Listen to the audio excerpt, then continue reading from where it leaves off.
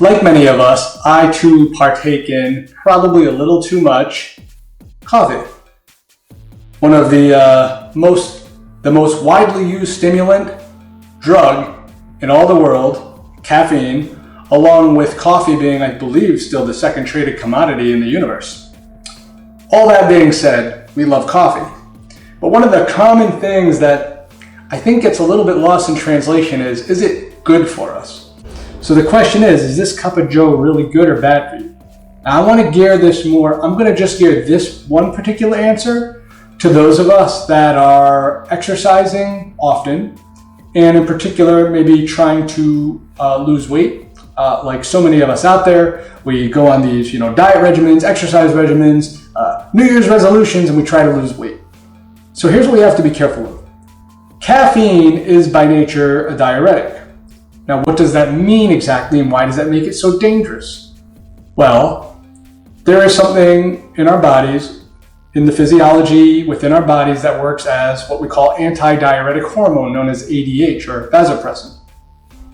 What happens is when we drink caffeine and alcohol, it inhibits, so it blocks, right, anti-diuretic hormone from doing its purpose, which is to make us retain sodium and retain fluid.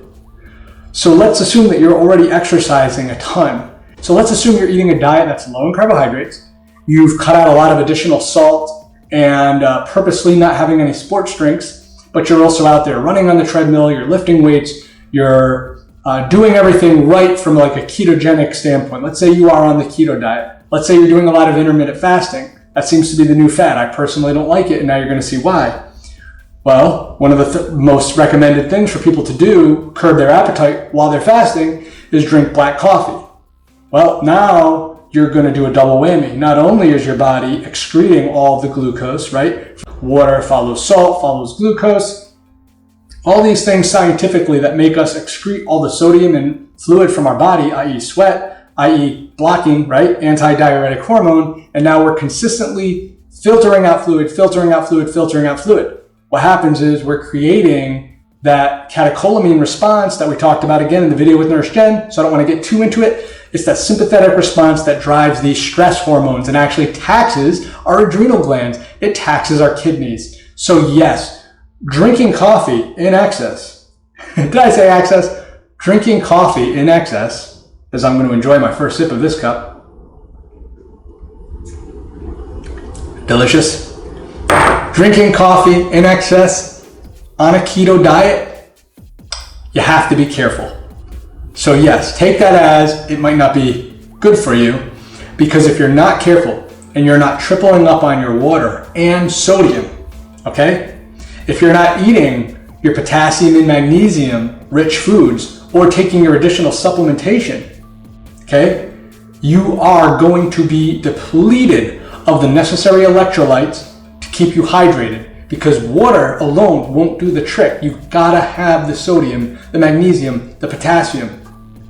We have to make sure we're getting those good sources, especially guys, if we're going to be intermittent fasting, especially if we're going to be exercising, and especially if we're going to be trying to lose weight and be thin, okay? If we're going to be losing weight, if we're going to be getting ripped and being lean and getting our beach bodies ready, we have to accept the fact that too much of this is going to start stressing out our kidneys over time. And yes, we can start having very undesirable effects. Nobody else is saying it. I certainly am.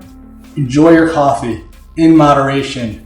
Enjoy it daily, but just remember, if you're super sensitive, if things are starting to feel a little funny around here, if you're feeling dog tired, if you are dehydrated all the time and not thriving on the diet that you're eating, then you are malnourished, you are dehydrated, and the answer is not going to be more coffee as a wake-me-up. It's going to be get the damn sodium and get the water in your diet, guys. Don't be scared of it. Guys, I hope that answered the question. Remember, when they say this is a diuretic, I've now explained to you how and why it's a diuretic.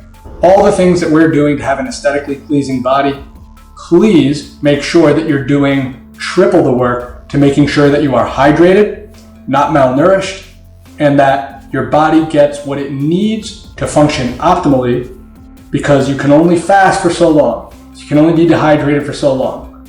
Those things are those types of prolonged fasted states and those prolonged dehydrated states and those prolonged bouts of exercise without getting good nourishment are what come up to bite us in the ass. Until next time, guys, I'm Dr. Perlman, and you know where to find me. Peace.